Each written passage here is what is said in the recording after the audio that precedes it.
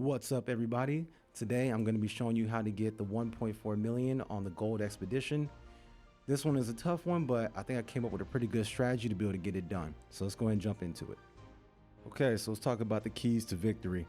First thing, you want to make sure that you get rid of his defense buff. Do everything you can to either cleanse that or try to apply unbuffable, that way he can't get that. The second part is you want to make sure to apply defense down, unbuffable, and slow. If you can do those three things, you can actually stack on a lot of damage before he gets his turns off. And the unbuffable will allow him not to get the defense up. The third thing, you want to make sure you try to find people who can increase their own damage output on themselves. Since you can't share buffs, you need people who can actually increase their own attack or critical hit damage in some type of way. Second part is if they can increase their own speed, that also helps because that'll get you more turns off as you're going. So try to look for characters like that. First up is Brieg. He's a fantastic option for this run because his S3 will check most of the boxes, which is supplying defense down, speed down, and he'll dispel the defense up on the pursuer. Also, once he has a full focus and he burns through that, he'll also dispel all the bleed damage that's stacking up on top of him. So he's fantastic for this. Oh, one more thing, his effectiveness is also increased by 50%. So this lands a significant amount of times. So I would say if you're gonna pick a knight, pick him. He's also great for his S1. For every time that he uses that, he increases his combat readiness by 20%. So give him some decent speed and he'll keep himself inside the fight. Jumping into his stats, I went with about 250 crit damage. As you can see, try to stack him up with as much health as you can. You can make him faster if you want to, but this set of speed seems to be just enough. 170 seemed to be fine. Make sure you have 100% critical hit chance on there. You want to make sure you land every time.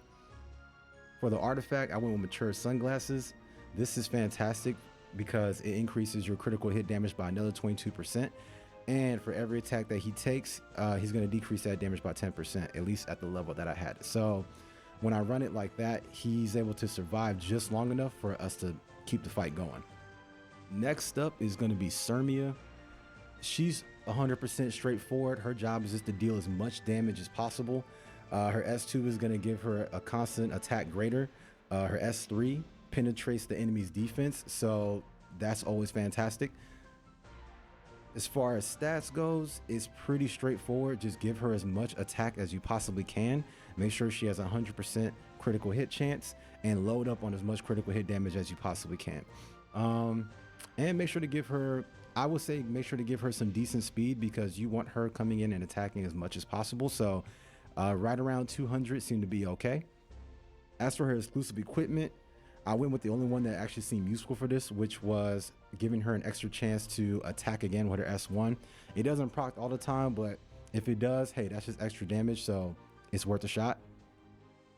Border Coin is the perfect artifact for her because it increases her attack by an additional 15% at the level I got it, and it keeps pumping up her speed up to 3 stacks. So if you can find any artifact that just raises her attack or speed, that's perfectly fine because it'll keep her in the fight. In particular, I'll probably say the speed part.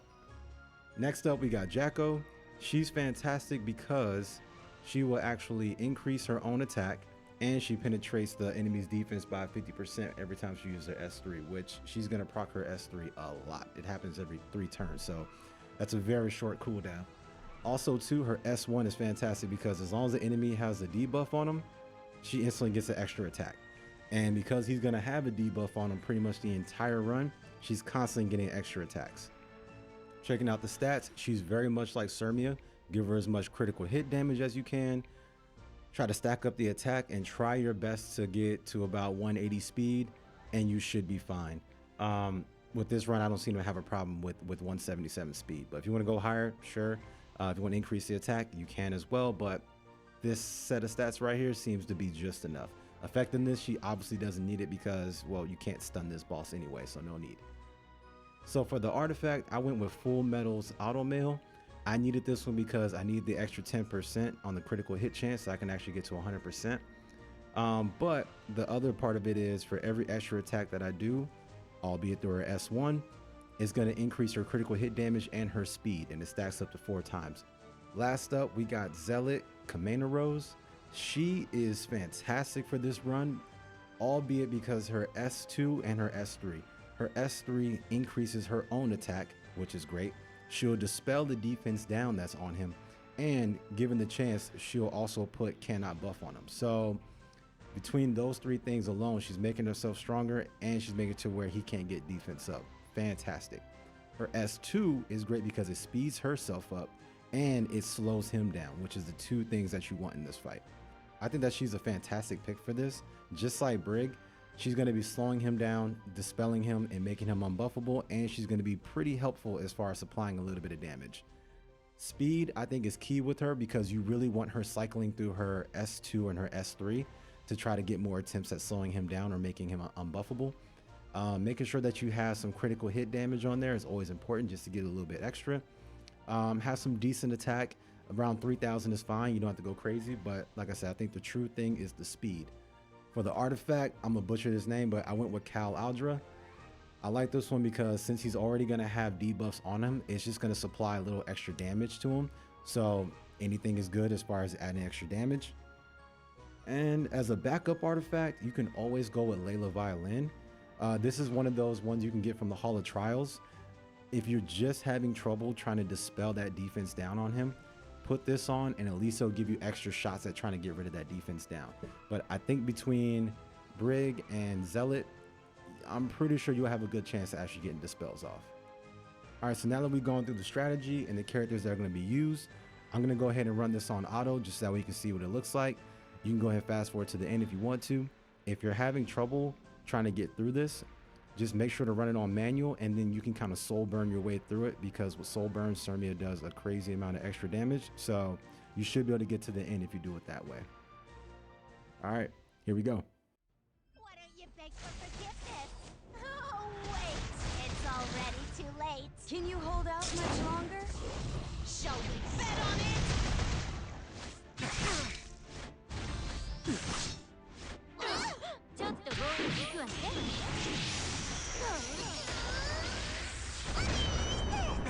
Grant me power, Lord Noyas. With each meaningless outburst, you degrade yourself further.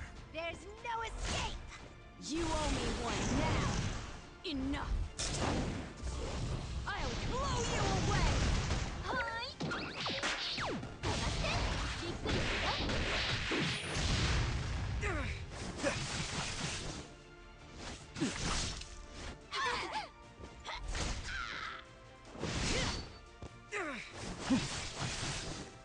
I have no mercy to spare.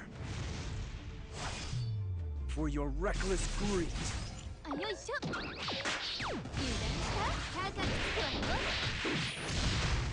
This is why you should have listened to me.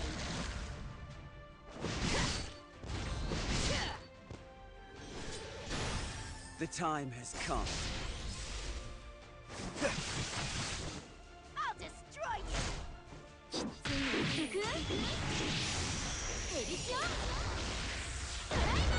Keep watching, everyone. There is no mercy in a real fight.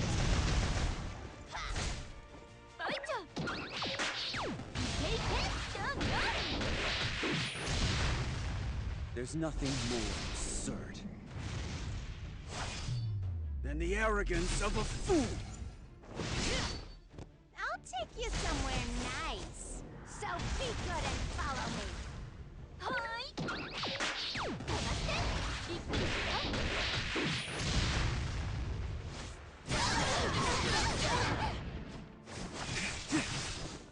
I have no mercy to spare.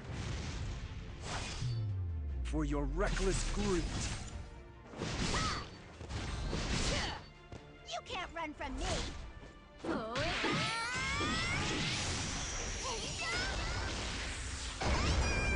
about we try a little harder? Can you hold out much longer? Shall we bet on it? Out of respect, I'll use all my might.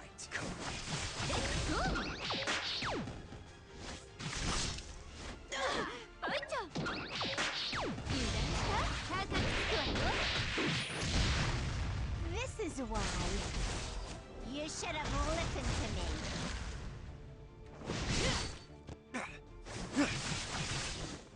With each meaningless outburst, you degrade yourself further. There's no escape!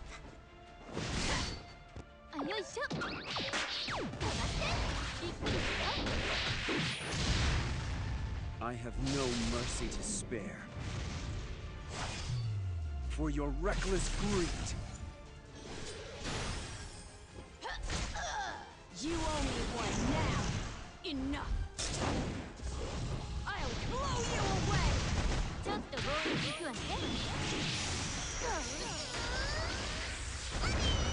Why don't you beg for forgiveness? Oh, wait. It's already too late. The time has come.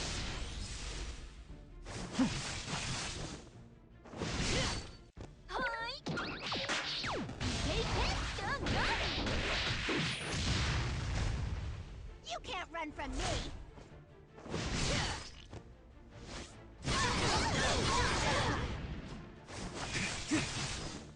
There's nothing more absurd than the arrogance of a fool.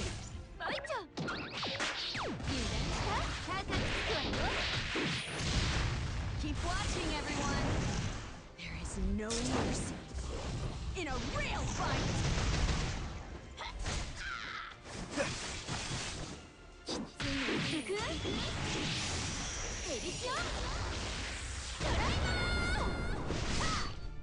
This is why.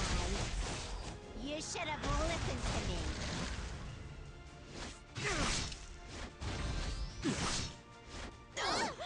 Grant me power, Lord Noyas. With each meaningless outburst,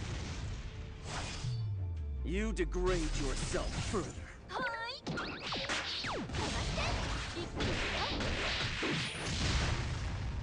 Almost there. I'll destroy you.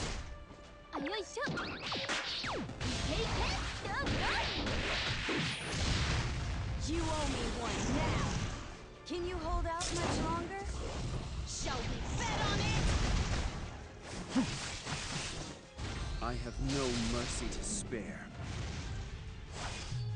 For your reckless greed.